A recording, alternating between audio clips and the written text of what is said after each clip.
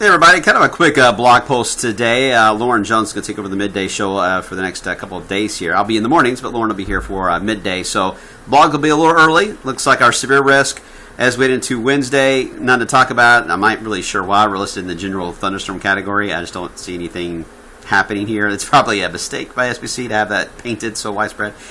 Anyway, Thursday, that's accurate. No worries, all right? We got a marginal risk across the upper Midwest.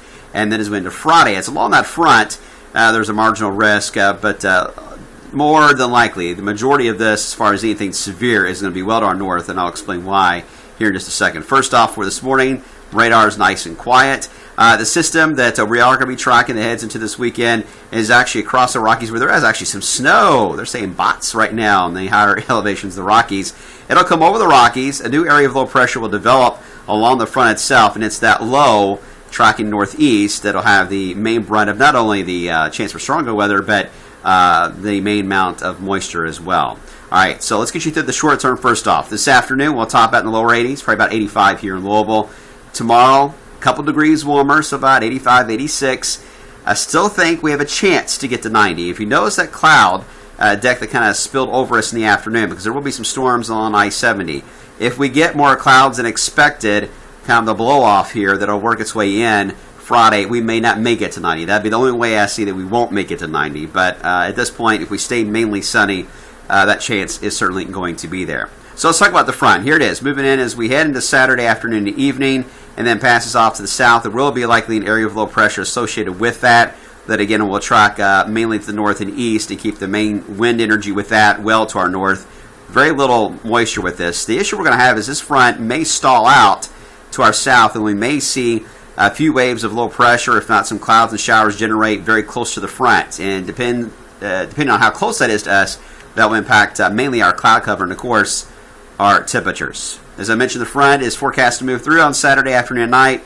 The model is not too impressed with the moisture, less than a tenth of an inch of rain so far, and the trend has been each model run to dry it out even more. So we may get lucky, and a lot of us may get missed out on the rain, which we need the rain, but we got so many events going on Saturday. Bad timing if we got the rain there. All right, so what happens after that? Well, we get a little bit of cool air behind the front, and I mentioned it, kind of unsettled here across the southeast. So as we head into next week, we may get stuck in the 70s, depending on the clouds, and maybe even a few showers in southern Kentucky. I don't know how far north those showers will go, but that's something we'll watch carefully for next week. And then even by the end of the week, or end of the month, I should say, really not a strong warming signal coming our way. We get close to average. Average is about 82 degrees. It'll drop by the 26th of September. It will drop into the upper 70s. So very close to average, I think, for temperatures as we head toward the end of the month there of September. All right, here's a little goodie to share with you guys before we end the blog. The JAM SEC model, the Japanese model, updated. They update once a month for the long range for the winter. They updated this morning for winter temperatures. And notice it traded cooler, or colder, I should say, than normal compared to the update from August.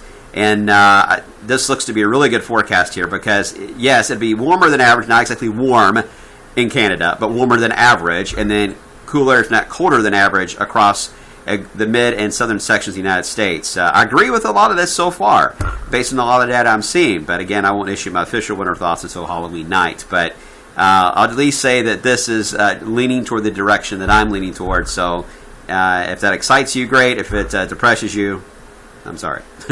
All right. Lauren Jones will have an update on your forecast today on midday. We'll all see you then.